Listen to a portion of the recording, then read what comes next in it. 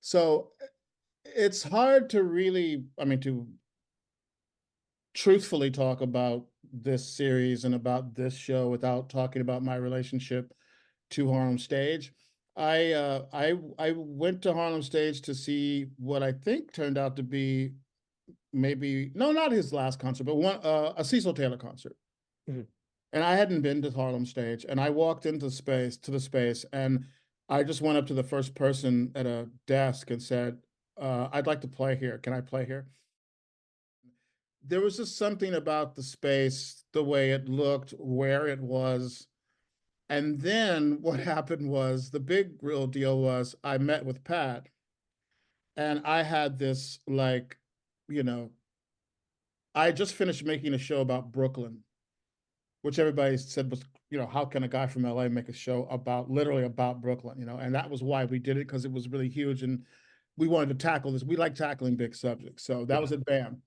So I walked into Pat's office and was like, I want to make a show about Harlem. And Pat was like, okay, that's cool. She goes, we're coming up on the anniversary of James Baldwin's death. She just said that. Mhm. And I said, are you giving me the opportunity to make a show about James Baldwin? Yeah. And she said, yeah. And I said, okay, this is my place now, because James Baldwin was like a fundamental influence on literally my entire life, from the time I was very young. I am so happy at my job where I get to perform, I get to create, I get to teach, I get to do like everything. I have a studio. It's like everything I need, I have right now. But the thing is, these shows, these superhero shows that I want to do here and there, this is the place for them. Harlem Stage it's what I'm doing is not, I wouldn't do this anywhere else. I wouldn't bother. I honestly wouldn't bother. It wouldn't be the same. You know what I mean? It's here for a reason. I mean, when we did the Notes of a Native Song, we literally had people in the audience who knew him when he was like 14 years old. Like we literally had people who like knew his family.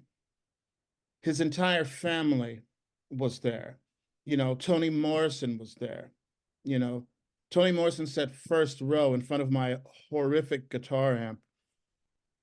And like that's not gonna happen everywhere you know what I mean? That's not gonna happen people in Brooklyn go, why are you playing way up there?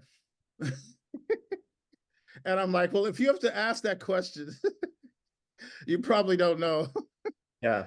what's going on up there, But I mean, it's also just a crazy question to ask. So the point is, this series is, and my urge to play is inextricably linked to this place, and to, I have to say, it's easy to say when she's not sitting here, is to Pat, because she's just an OG. For me, Baraka is really sort of like the first figure for me. After Baldwin, Yeah. he was the first figure whose life was presented to me kind of like, see, Baldwin's life was kind of like a map. Like Baldwin went to Europe, I went to Europe. You know what I mean? I literally went to Europe because of James Baldwin. You know what I mean? Mm. But Baraka was like multiple choice. Yeah. Yeah, Yeah. yeah, but there's so much there. He's like, you could do. His life was what his life taught me.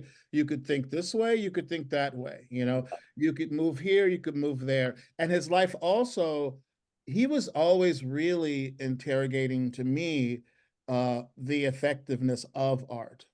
Like he was doing art in all these different places in different ways, from the full-on art for art's sake beatnik thing, all the way to, to Black nationalism, all the way to revolutionary communism, and always just really, to me, I think a lot of people were distracted by what he was doing, but I'm more interested in how he was trying to use poetry to stretch it and to see if it actually could do something, you know, Yeah.